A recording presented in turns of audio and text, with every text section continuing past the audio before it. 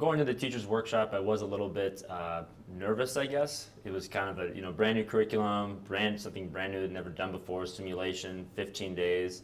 Looking at the workbook, it was kind of overwhelming.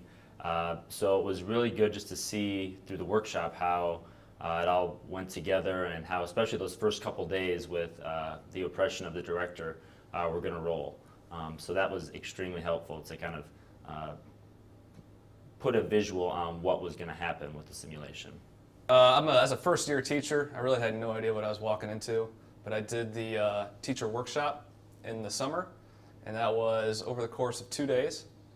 But it was really interesting because the other teachers that were there and myself played the role of the students in the simulation. So it was great to experience what my students were going to experience in just a few months.